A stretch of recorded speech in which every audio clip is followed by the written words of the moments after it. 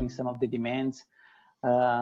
And you mentioned that finance might not be your strength, but today finance, like, there's no solid line between finance and other departments. So finance is very embraced with sales, with operations, and sometimes like it's hard to define where one stop and the other begins. So that's why finance is always very involved with IT and data projects as well.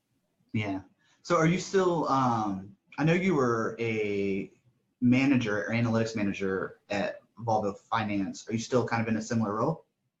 Yeah, similar role, although my team is a little smaller right now. So I used to have a pretty strong world-class team of 6-7 individuals. We are always trying to bring someone like for short-term assignments, or someone from other piece of the world to come and work with us. Now we are basically building the team. So we just got two new members last March. So 1 month ago, and we have other consultant and one intern. So a little smaller team. So we're catching you like right at the right time, because I remember you posting, and you might have actually reached out to me via LinkedIn messages, but I remember resharing the opportunity for your organization. But this is just kind of what I wanted to get deep into, is that, so you're currently building up an analytics team. And this month we're talking to people who actually hire analysts. And I want to kind of get like a behind the scenes peek at what is your thought process? How do you build? What are you looking for? How do you identify if the people interviewing actually have those things, and kind of what's your overall process? So I guess, sure. Yeah, how do you go about, I guess let's back up first. What are you looking for in an analyst typically? I mean, I would say that because I'm still in finance, I need to have a mix of skills. Like very often I cannot have someone that is so specialist in one topic, because in our organization, in our department, things are very dynamic. So you need to have different type of skills that go from technical, soft skills, and other to be able to be a strong candidate. But depending on the level, like that, there are multiple things that are taken consideration. And having a great attitude is one of them, right? I mean, we can teach people systems, softwares, reports, business models, but attitude and a good approach, a strong mindset is a little harder to teach. So how can you signal that though? So like I get that, yeah, if you hire someone, you're going to be spending 8 hours a day with them. If they're like your direct report and you're in the same room. How can someone go about signaling, or like what are the cues that you pick up on of, oh, this person's got a good attitude, versus, oh, this person is insufferable and I do not want them in my workspace? That's a great question. I mean, but unfortunately, there's no magic formula, right? You always have the risk. You're trying to do as best as you can to identify some of the approach. But to me, some things I always like highlight some of the items. For example, how do you like to learn things?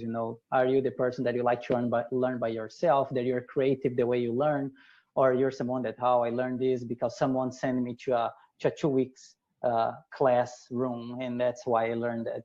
So I try to identify that. I really try to identify what's the individual's passion, what really you like to do, and how that relates to work. And that has been amazing, especially recently. Like I've been in a lot of interviews, and hearing people coming and say, hey, my favorite movie, it is Moneyball, or it tells a lot. And then why is that? And people talking about data, sports, analytics, and perhaps a little bit of Brad Pitt, but just as an example to me, like how you can get that. You're trying to understand how people like to learn, what are they passionate about, what they do, for example, extracurricular type of work. So for example, I'm not saying only about, I volunteer and helping the society, not only that, that's important, but also, for example, when people are very interested about hackathon, data competitions, or people like to publish dashboards online because they have fun. So you start to get like a profile on the passion and how they like to learn and how they integrate with the community. So to me, that tells a lot about the individual. Yeah, we've actually gone pretty deep into analytics portfolios. So what I've been teaching, I guess I'll give you kind of a very quick breakdown of like my methodology of teaching these students. So last semester, we did a class called Case Studies in Business Analytics. So I started teaching them like Analytics 101 the first month, and on top of that, Power BI, because Power BI has, you know, the data connection, the visualization, and the model tab. So that kind of gives them like a high level overview.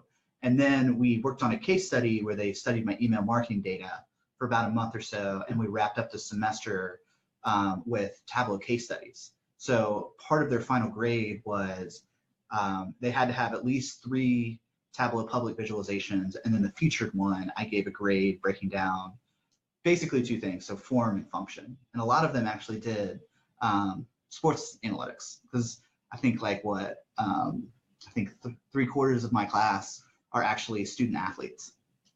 Right. So, and then this semester, we're now doing real world consulting engagements, which I had you in mind for, but you know, maybe we'll be able to pick up a project with you next semester. So the students are actually getting to work, and I'm really proud of these students, because I'm there to kind of facilitate, but they're doing a lot of the heavy lifting, and it's stressful for me because I'm pulling back and I feel almost like a lazy professor. But the more that I intervene and hold their hand, I feel like I'm robbing them of actually developing some real world work experience. Yeah, I mean, it's a great mix. It's a great approach. I mean, imagine if you have had this chance when you were in the beginning of your career, right? I mean, how long it took me to get exposed to these tools and to understand what are like what are the possibilities, like, you know, in the world, so the corporate world. So it's just amazing that this I call it kids. I mean, but these kids are now having the opportunity to learn them pretty early, before sometimes even have a practical work, you know, that they can really do on something that looks like a hobby, you know, doesn't looks like that they are forced to do or they are pressured to do. And at the same time, teach them a lot of good lessons, not only about things that I mentioned earlier, about the attitude, about the passion, but, you know, they will come across challenges that you face on real world, like data not structure, or you know, you're analyzing something that you thought your result would be one thing, and it comes it becomes something completely different, and you try to stress the results. So it's very interesting how they have the chance to experience that very early, and how that can change the corporate world in a couple of years, where the millennials or in the new generations will continue to dominate office space. Well,